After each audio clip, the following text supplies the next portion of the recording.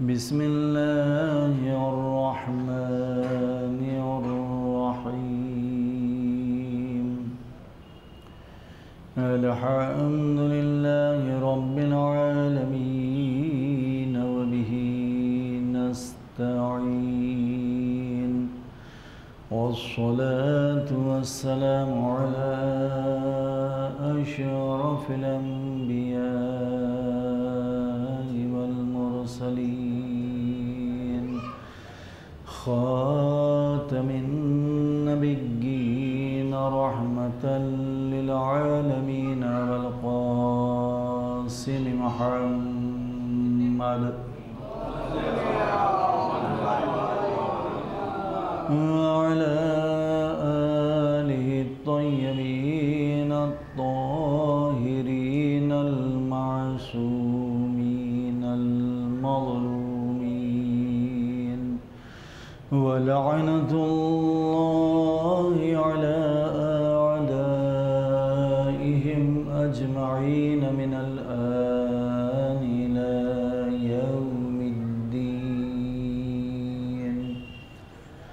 أما بعد فقد قال الله سبحانه وتبارك وتعالى في القرآن الحكيم وهو أصدق القائلين وقوله الحق بسم الله الرحمن الرحيم إنا فتحنا لك فتحا مبينا صلوات الله.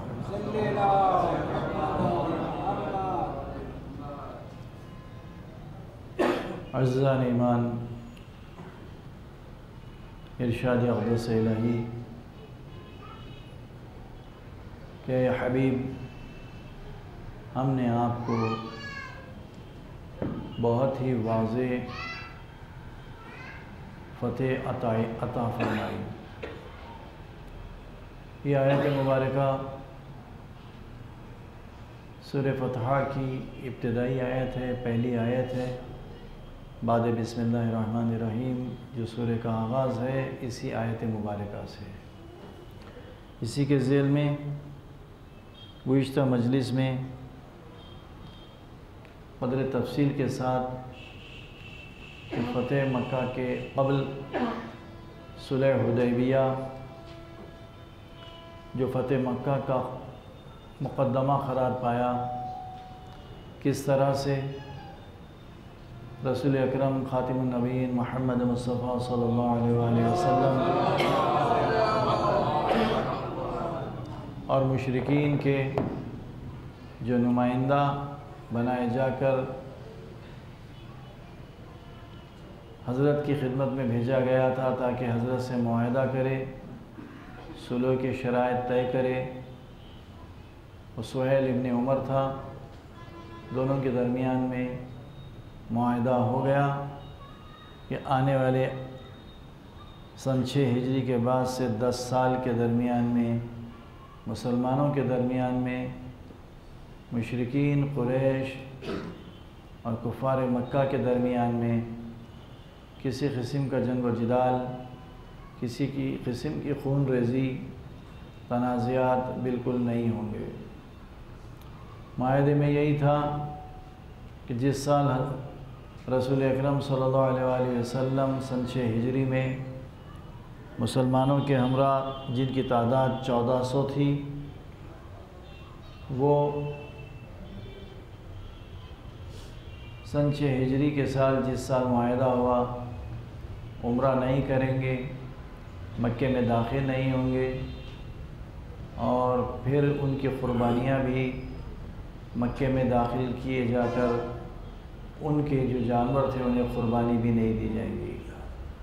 یہ ساری کی ساری باتیں ظاہراً سارے مسلمانوں کے لیے ایک انتہائی مایوسی تھی، غم کی بات تھی، غم میں ڈوبے ہوئے مسلمان تھے، کہ وہ جس ارادے سے مکہ رسول اللہ صلی اللہ علیہ وسلم کی ماتحتی میں عمرہ کرنا چاہتے تھے،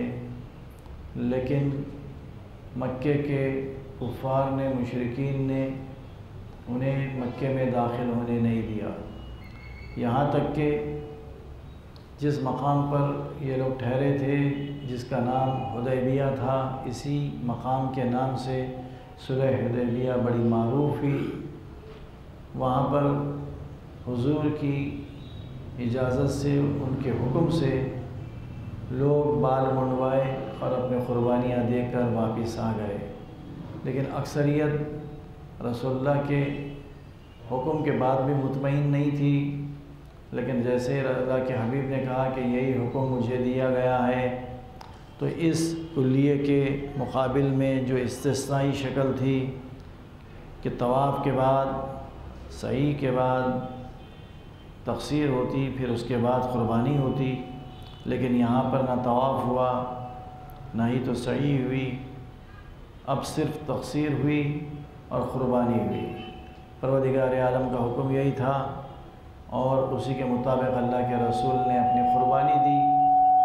رسول کے قربانی دینے اور مسلمانوں کے سمجھانے کے بعد قدرے یہ لوگ اپنے جذبات پہ قابو پائے اور قربانی دے کر واپس ہوئے۔ اسی وقت جب واپس ہو رہے تھے، یہ آیت کا نزول ہوا، سورہ فتح نازل ہوا، یہی آیت کا نزول ہوا۔ تو اب یہاں پر لوگوں نے اس آیت کو سنا کہ جس کی تلاوت کے بعد حضور نے فرمایا کہ جتنی خوشی سورہ فتح سے اس آیت کے نازل ہونے کے بعد مجھے ہوئی، وہ ساری دنیا کی دولت جمع کر لی جاتی تو اس سے زیادہ مجھے خوشی نہیں ہوتی جتنا کہ انا فتحنا لک فتحا مبینا کی آیت کے نازل ہونے سے مجھے ہوئی۔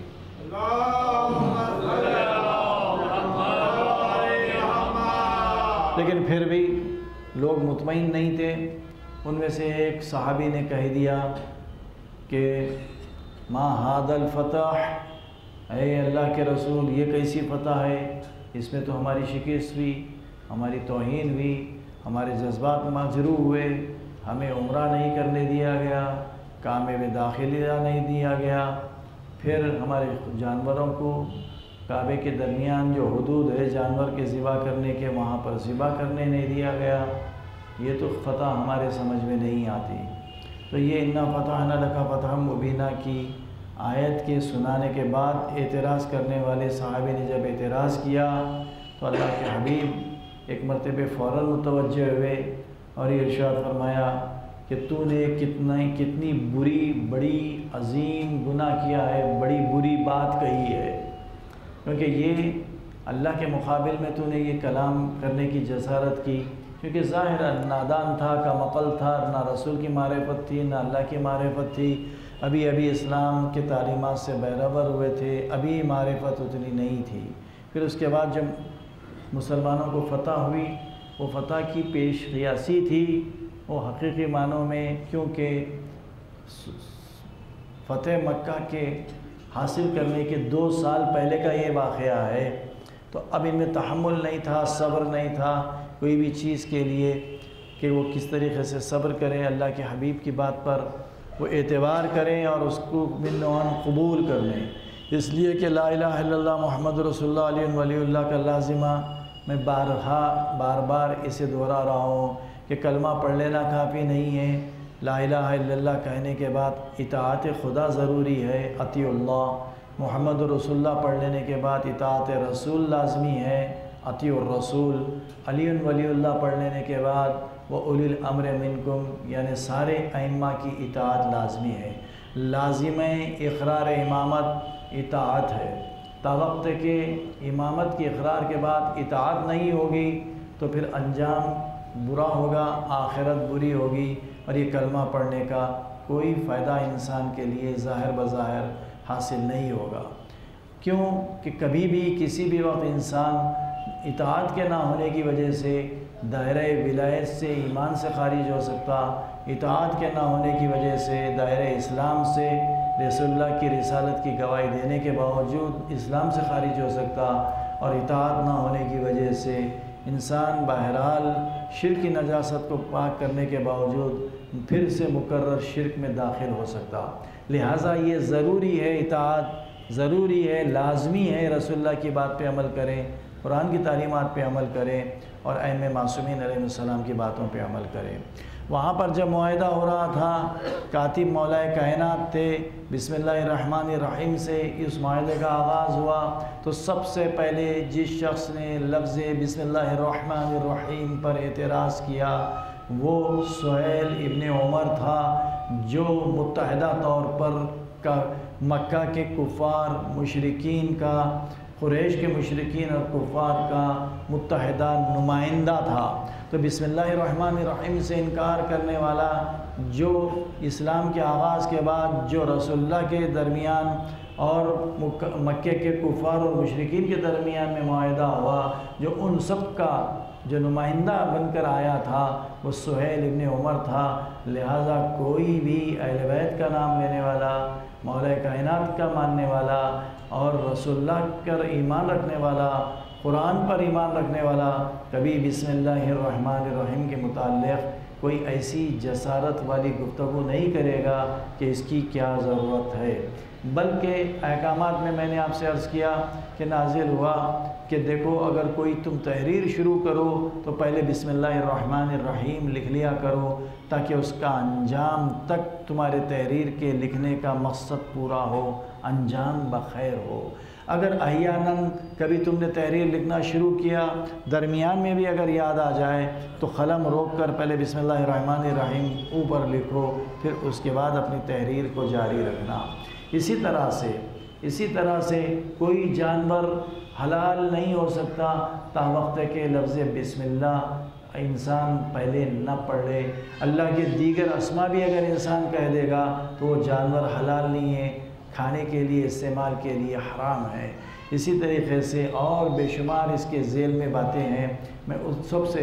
ہٹ کر، کیونکہ گفتگو اور آگے بڑھانا ہے، صرف اتنا کہہ لو کہ ایک مرتبہ شیطان بھی اللہ کو رب العالمین ضرور مانتا تھا، سجدہ کرنے میں انکار کیا، اسے معرفت تھی کہ اللہ کیسا رب العالمین ہے، کیسا پروردگار ہے۔ اس نے شکایت کی تھی کہ مالک تو ہر ایک کے لیے تو عالمین کا رب ہے اور غذا فراہم کرنے والا، رزق دینے والا تو ہے، تو بتلا دے خود کہ میری غذا کیا ہے۔ دیکھیے ایک موقع پر شیطان نے بھی انسانوں کی مدد کی سوال کرنے کے ذریعے سے۔ اب یہاں پر یہ سوال کرنا شیطان کا سارے بنی آدم کے لیے باعث نافع ہوا، باعث فائدہ مند ہوا، اسی لیے کہ اگر وہ سوال نہیں کرتا تو قیامت تک کے لیے ہم کو معلوم نہیں ہوتا کہ شیطان کی غذا کیا ہے۔ شیطان نے جب یہ سوال کیا کہ مالک مجھے بتلا دے کہ میری غذا کیا ہے، تو پروردگار عالم نے ارشاد فرمایا ہر وہ چیز، ہر وہ گفتگو، ہر وہ ہدایت، ہر وہ بات، ہر وہ عمل جو بغیر بسم اللہ کے ہو وہ تیری غذا ہے۔ جو بغیر بسم اللہ کے ہے، ہر وہ چیز، ہر وہ بات، ہر وہ چیز، آپ غور کر لیجئے اپنی زندگی میں، اپنے روزمرہ کے ایکٹیویٹیز میں، جن چیزوں پہ بھی دیکھنا ہے، وہ چیز اگر بغیر بسم اللہ کے ہے تو اللہ نے جواب دیا کہ وہ تیری غذا ہے۔ اب یہ روایت شیطان سے جو مکالمہ اللہ سے ہوا، اگر علی و اولاد علی نہ ہوتے، رسول نہ ہوتے تو ہم کیسے جانتے؟ اسی لیے ان کی ہدایت کی، ان سے وابستگی کی ضرورت ہے۔ صلوات پڑھ لیجیے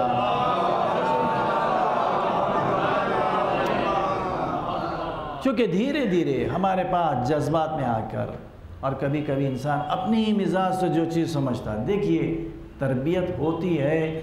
ذاکری کے ذریعے، تربیت ہوتی ہے مجالس کے ذریعے، تربیت ہوتی ہے ہماری قوم کی، ہمارے بڑوں کی، ہمارے چھوٹوں کی، ہمارے مرد کی، ہمارے ضعیف کی، سب لوگوں کی، غریب کی، امیر کی، سب کی۔ یہ ذریعہ ہے درس و تدریس کا سلسلہ تو تقریباً علماء کے مکانات پر موقوف ہو گیا۔ اب رہ گیا کہ جہاں پر تربیت ہو ایک واحد ذریعہ ہے امام حسین کی مجلس۔ دنیا میں اتنے ہم مشغول ہو گئے، اتنے زیادہ مصروف ہو گئے، ہم کو اتنا وقت نہیں ہے کہ ہفتے میں ایک دن بھی کسی عالم کے پاس جا کر حقیقت دین سے آشنائی حاصل کریں۔ اب 2 مہینے 8 دن یہ طفیل ہے سرکار سید الشہداء امام حسین علیہ السلام، ان کے اولاد طیبین و طاہرین، ان کے اصحاب کا، وہ قربانیوں کا، کہ ان کے نام پہ ہم لاکھ مصروف رہیں، لیکن 2 مہینے 8 دن تو متوجہ ہو جاتے ہیں۔ لیکن ان میں عشر اول ایک ایسا موقع ہے کہ پھر انسان کو ایسا موقع نہیں ملے گا۔ تو اگر واقعی اللہ کا پسندیدہ بندہ، اللہ کا مطیع بندہ ہے، ذاکر بھی، اور آنے والے بھی اس نیت سے آ رہے ہیں کہ ہم امام حسین کی عزاداری کر رہے ہیں تاکہ ہم کچھ دین سیکھیں، شریعت سیکھیں، اسلام سیکھیں، ائمہ کی باتوں سے واقف ہو، تو گفتگو جو کی جا رہی ہے وہ بھی اللہ کی راہ میں ہونا چاہیے، سننے والے بھی اللہ کی خوشنودی کے لیے آ کے سننا چاہیے، تب کہیں چل کے یہ سبق کا کوئی اثر اپنے نفوس پر پڑ سکتا ہے، ورنہ یہ سبق کا اثر کوئی اپنے نفوس پر نہیں پڑ سکتا۔ اسی لیے کہ جب آپ آ رہے ہیں، وقت دے رہے ہیں، وقت نکال رہے ہیں، اپنی مصروفیت کو ترک کر رہے ہیں، تو ضروری ہے کہ کچھ نہ کچھ ایسی بات کہی جائے جس سے کہ انسان کچھ فائدہ حاصل کرے، اس کے معلومات میں اضافہ کرے، ائمہ معصومین کے دین سے قریب ہو، ان کے مزاج سے قریب ہو، ان کے احکامات سے قریب ہو، ورنہ یہ کوئی فائدہ نہیں ہے۔ تو گزشتہ بیان میں نے آپ کی خدمت میں عرض کیا تھا کہ ہمیں کیا چیز ملی، وہ یہ کہ رسول کی بات پہ یقین کرنا، رسول کے کلام پر یقین کرنا۔ جس کا یقین کم ہوگا اس کا عقیدہ کمزور ہوگا، جس کا عقیدہ کمزور ہوگا اپنی مزاج کو شریعت سمجھیں گا، اور نتیجے میں صحابی ہونے کے باوجود سوال کر لیا ما ھذا الفتح، اے اللہ کے رسول یہ کیسی فتح ہے، جبکہ آپ فرما رہے ہیں کہ انا فتحنا لک فتحا مبینا، یہ کھلی ہوئی فتح ہے، اللہ فرما رہا ہے یہ تو کھلی ہوئی ہماری سبکی ہے، ہم نہیں گئے، ہم حاصل نہیں کیے، ہم کعبے کے طواف سے محروم ہو گئے، ہم عمرہ کرنے سے محروم ہو گئے، پھر یہ کیسی فتح ہے؟ تو کیا چیز کی ضرورت ہے؟ ایک تو رسول کی بات پہ اعتبار کرنا، دوسرے دامن صبر نہیں چھوڑنا، کیونکہ ہماری مزاج میں عجلت پسندی بہت ہے، ہم یہ چاہتے ہیں کہ کن فیکن، ابھی وہ چیز ہو جائے، ابھی وہ مطلب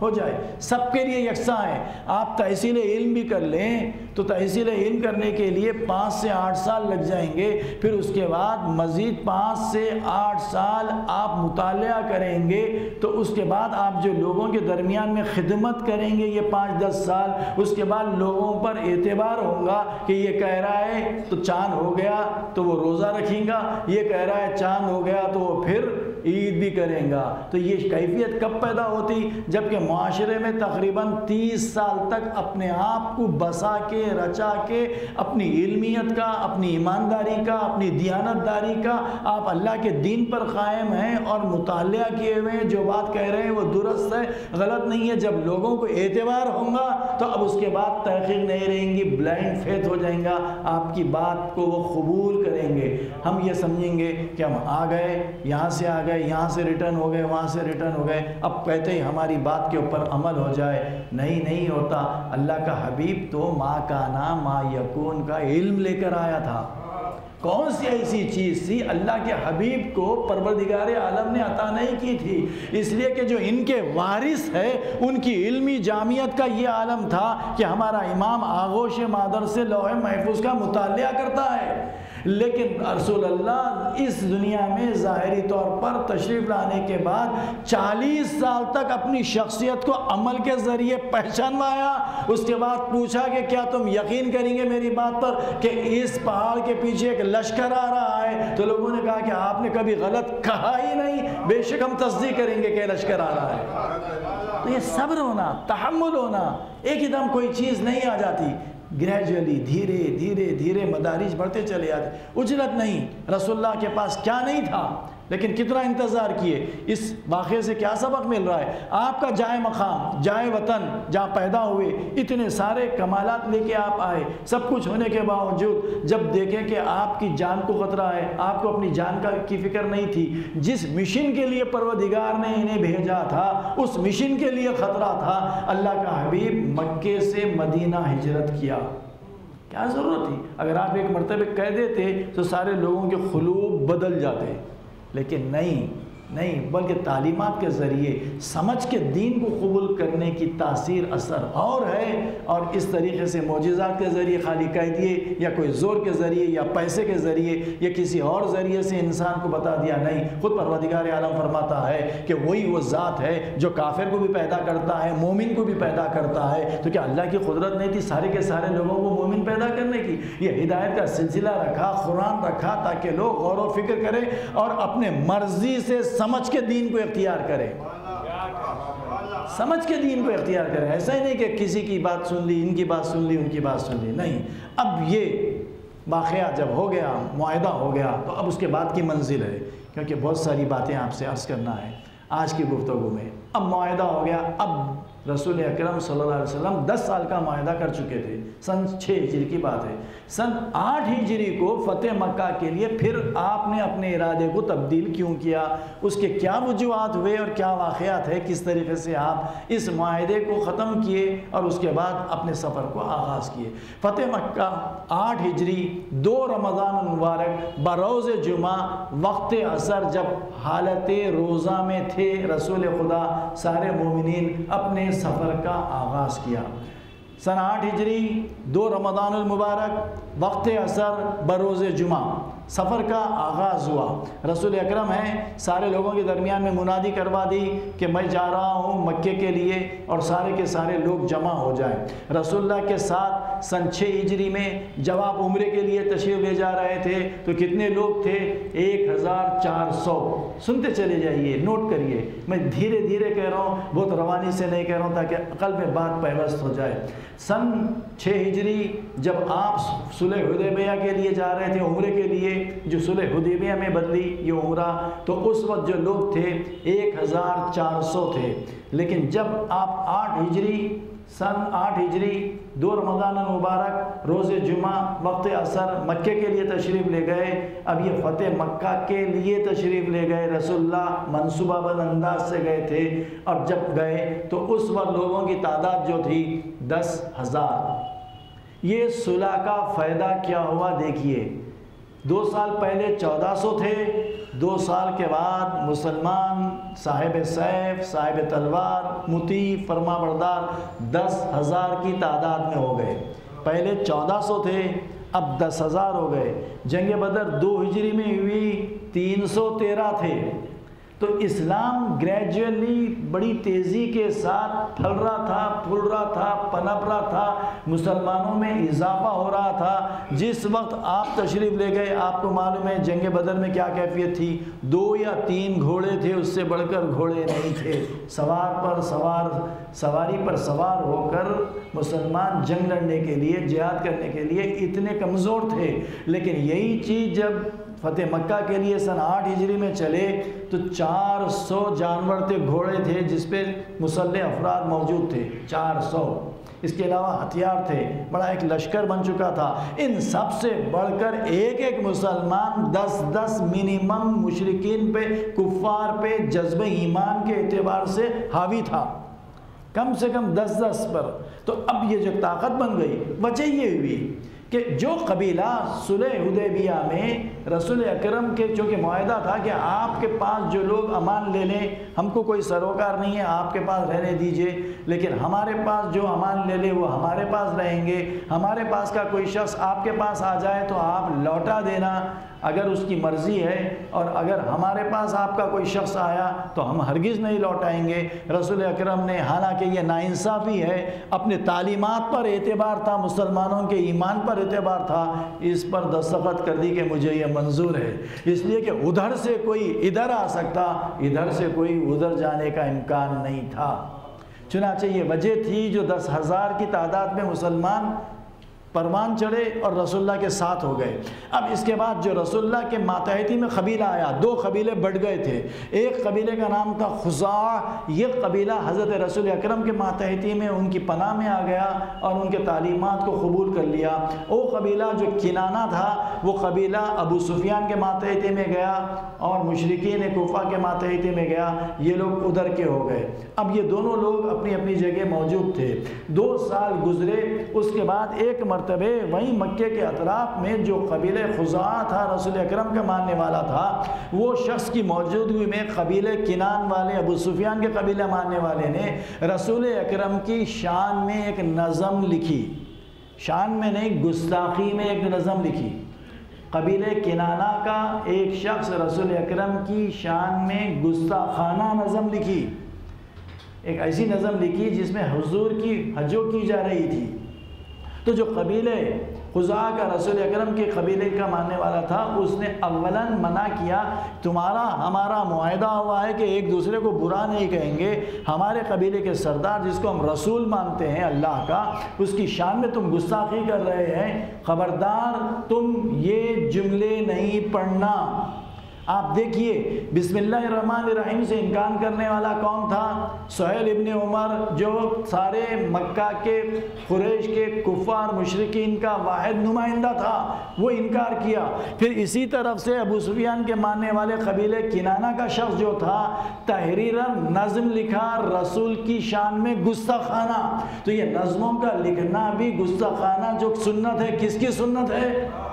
یہ سنت ابو سفیان کے ماننے والوں کی ہے، جو مکے کے جو مشرکین تھے رسول کی شان میں لکھے۔ اب وہ بڑھ چڑھ کر پڑھ رہا تھا، اس کے بعد جب یہ پڑھ رہا تھا اس نے منع کیا، کہا کہ دیکھو یہ مت کہو۔ تو اس نے کہا کہ میں ضرور پڑھوں گا۔ کہا کہ تم ضرور پڑھیں گے، اگر مقرر پڑھیں گے تو میں تمہیں ایک تماچا ماروں گا، ایک مکھا رسید کروں گا۔ نہیں سنا، یہ ایک مکھا اس کے رخسار پر زور سے مارا۔ مارنے کے بعد اس کو ایک ہیلا مل گیا، کیوں کہ یہ لوگ معاہدہ تو کیے تھے لیکن ان کے دل صاف نہیں تھے، ان کے دل صاف نہیں تھے۔ جب دل صاف نہیں تھے تو یہ معاہدے کا کوئی اثر نہیں ہوا۔ جیسے مکھا رسید کیا، وہ پکارا اپنے قبیلے کے لوگوں کو، کنانہ کے قبیلے کنانہ کے لوگ آئے، اور ادھر یہ بھی پکارا، قبیلے خزاعہ کے کچھ لوگ آئے، ادھر سے کچھ ہتھیار جانور کی مدد ابو سفیان کی طرف سے کی گئی، ادھر سے بھی کچھ لوگ چونکہ ایمان کی دولت سے مالا مال تھے، وہ جنگ ہوئی آپس میں۔ کافی جو کنانہ کے قبیلے کے لوگ تھے واصل جہنم ہوئے، اور سب کو ڈھکیل کر اس سرحدوں میں مکے کے اندر بھیج دیے۔ اب بھیج دینے کے بعد یہ اطلاع رسول اکرم محمد مصطفیٰ صلی اللہ علیہ وسلم کو ملی۔